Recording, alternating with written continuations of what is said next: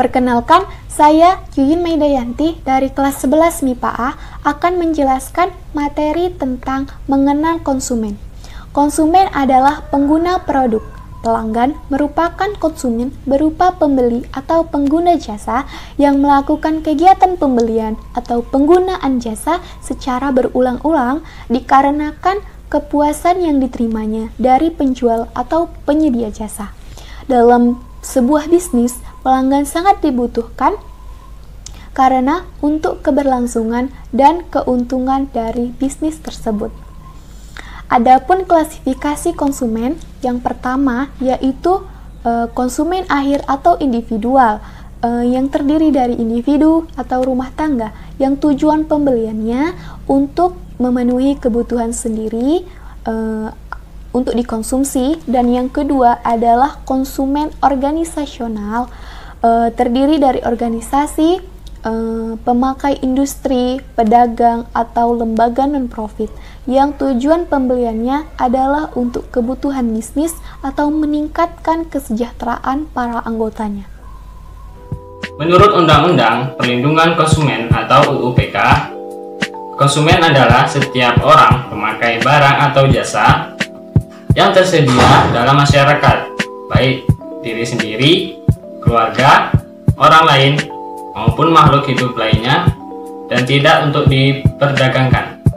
Selanjutnya, ciri-ciri konsumen dibedakan menjadi dua. Yang pertama, personal consumer, dan yang kedua, organization consumer.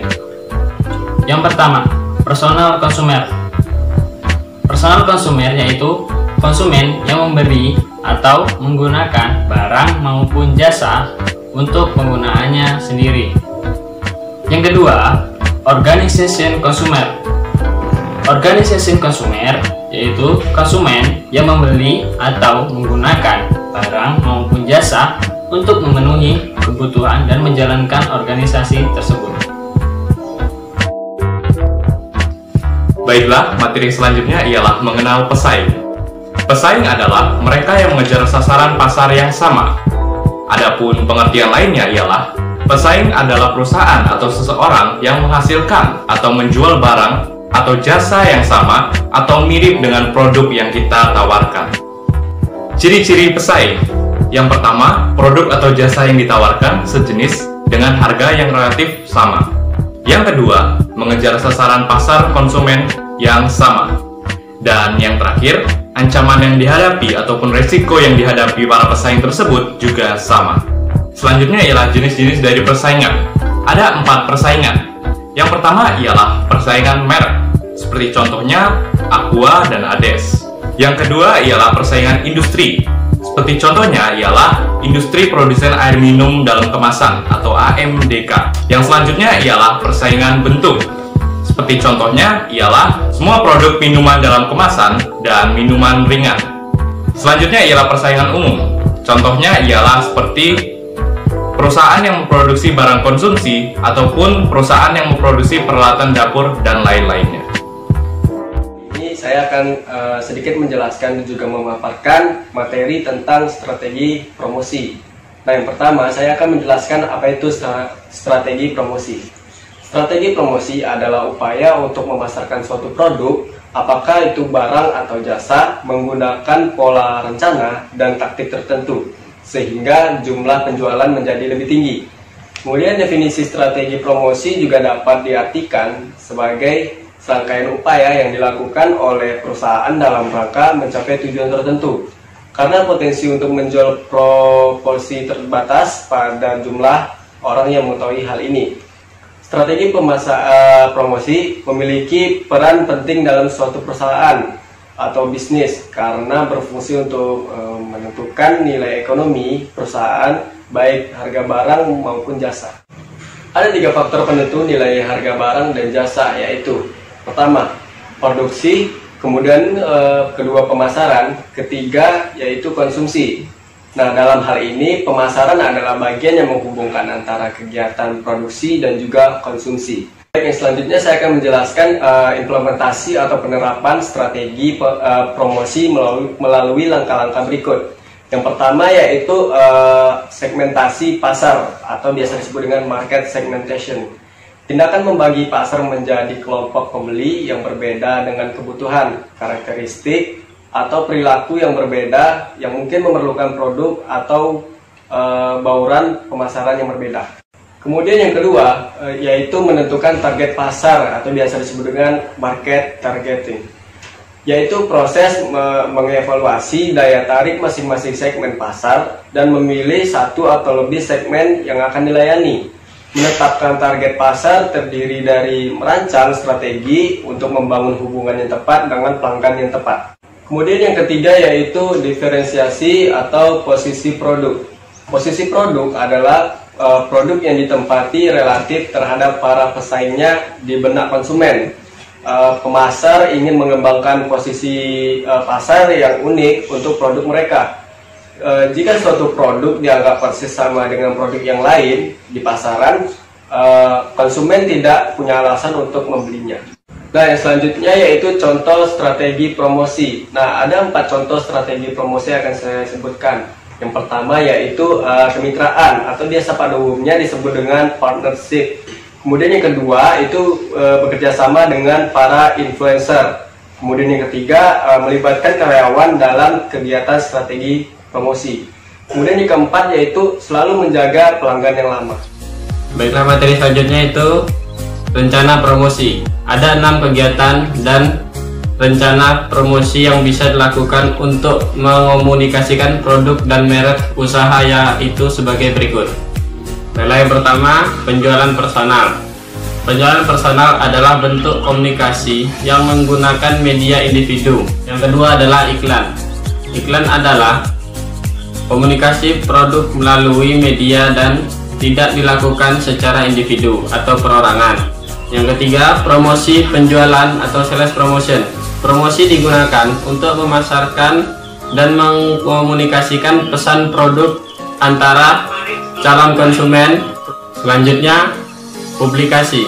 Publikasi mencakup pengaturan komunikasi massa di luar iklan dan promosi penjualan. Biasanya publikasi bertujuan untuk meningkatkan penjualan atau memperkuat merek secara tidak langsung. Selanjutnya, sponsorship. Sponsorship merupakan aplikasi dalam mempromosikan produk atau merek yang bersosialisasi dengan kegiatan perusahaan lain atau kegiatan pemerintah dan masyarakat. Yang terakhir adalah komunikasi di tempat konsumen yang akan membeli. Komunikasi dengan sistem ini bertujuan untuk mempengaruhi seseorang pada saat orang tersebut akan mengambil keputusan untuk membeli sebuah produk. Kali ini saya akan membahas tentang promosi melalui media tradisional. Yang dimaksud dengan promosi melalui media tradisional yaitu pemasaran melalui berbagai media. Misalkan media cetak, contohnya koran, majalah, ataupun tabloid. Juga bisa melalui media elektronik, contohnya radio atau televisi. Juga bisa dengan media di luar ruangan, contohnya iklan banner, papan reklame, ataupun papan billboard. Nah, apabila kita ingin meningkatkan pemasaran produk kita, maka promosi jenis ini sangat efektif untuk kita gunakan. Nah, selanjutnya promosi melalui media tradisional ini memiliki kekurangan dan juga kelebihan. Kelebihannya yaitu kita dapat menjangkau sangat luas calon konsumen daripada promosi yang lain karena media ini jangkauannya cukup luas. Dan kekurangannya yaitu apabila kita menggunakan promosi jenis ini, maka kita harus mengeluarkan cukup banyak biaya karena kita melibatkan media-media besar, contohnya televisi atau penyedia papan billboard. Saya akan menjelaskan tentang promosi modern. Promosi modern biasanya dilakukan melalui media digital yang mencakup internet, sosial media, dan jejaring sosial. Banyak sekali pengusaha yang sudah beralih menggunakan media digital sebagai strategi promosi mereka. Karena pada saat ini, itulah cara yang paling efektif untuk mencakup atau menjangkau konsumen setiap hari.